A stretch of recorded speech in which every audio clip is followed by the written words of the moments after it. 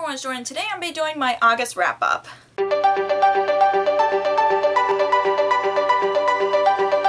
So August was a good read month, even though I didn't read a lot of books. I read a decent amount of books. I've read 5 books last month, and there was one that I started in July and then finished in August.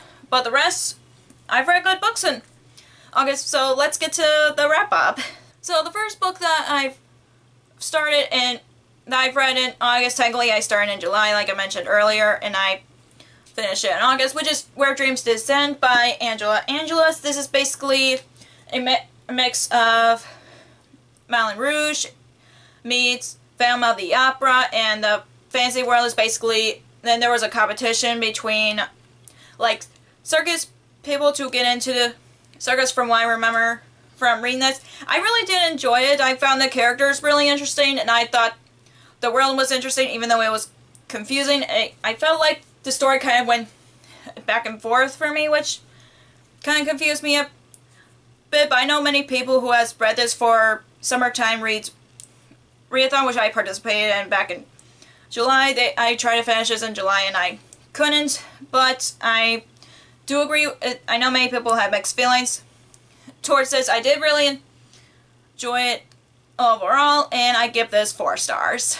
The next book that I've read in August is Bookish and the Beast by Ashley Poston, which is a Beauty and the Beast retelling about a girl who is a big book nerd who has to go to a homecoming dance with the actor from the Starfield, who was the beast of the character, and I really enjoy this as well. I do love all of her Once Upon a Con books, but this one for some reason has been my least favorite of all of them. I love Beauty and the Beast. That's my favorite fairy tale of all time, and I love the characters. I felt the story kind of felt maybe I just felt like I didn't enjoy it as much as the others, but I still really enjoyed it, and I do love Rosie and I love Vance, and I honestly still, as I was reading, I was like, how did Ashley Poston turn a contemporary novel of Beauty and the Beast? Because that confused me, because I'm so used to Beauty and the Beast retellings in fantasy, not in contemporary, so that kind of maybe threw me off as a reader, but I still enjoyed it overall, and I give this 4 stars. The next book that I've read in August I technically don't have with me because I returned it at a library, which is Shiver by Allie Reynolds, which is basically about a few friends that went to this resort in the mountains in France because they haven't seen each other for 10 years, and then they found out that one of their friends was murdered, and they're stuck in this resort until they find out who murdered that friend. I really found it really interesting, and I just never read a book that's this book was really an interesting mystery. It goes back and forth on what happened in the past and what happens in the present, which I do really like for some mysteries. With this one, I still really enjoyed it. It was kind of a slow read for me just because it's a different mystery book that I've read. A lot of mystery books are really quick reads for me just because I don't want to put it down. It's like the first 100 pages was a bit slow, but then the book picks up like after that, which kind of bugged me a bit, but I still really enjoyed it. I really found the setting of the story was interesting. Like, you're in the middle of nowhere and it's like snow, really bad snowstorm, and you're like, and also like there's no staff at the resort, so they're trying to figure out how to survive because they're all snowed in one resort, and I found that interesting. I don't know why, it just reminds me of a horror film that I watched a few years ago, even though I'm not a big horror fan, but anyways, I still really enjoyed it. It was a really good mystery. It gave me like a little bit of Agatha Christie vibes, but not really at the same time, and I also give that 4 stars.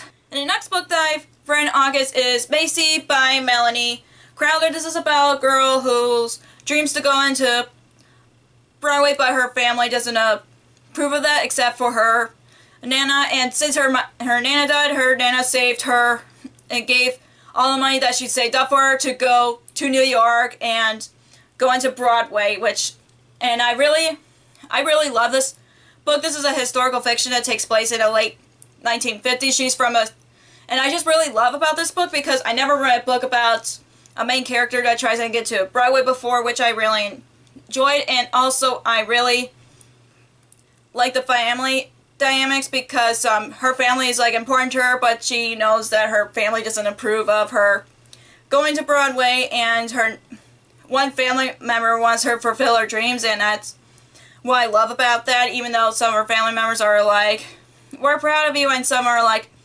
I wish you were not going into Broadway, but this was her dream, and I really loved it. And I also really liked that there wasn't, because I know in some YA books there's always like a romance, and I do like how there was like not much of a romance in this one, just because it's more of she, like this guy that she dated, they still talk and everything, but they don't like try to get back together and all that. But I really love Macy as a character, and I really like the other characters as well, the people that she meets. I also really like that. I like how unique each of the characters are and why they went to Broadway as well, which I really liked as well. And I give this 5 stars.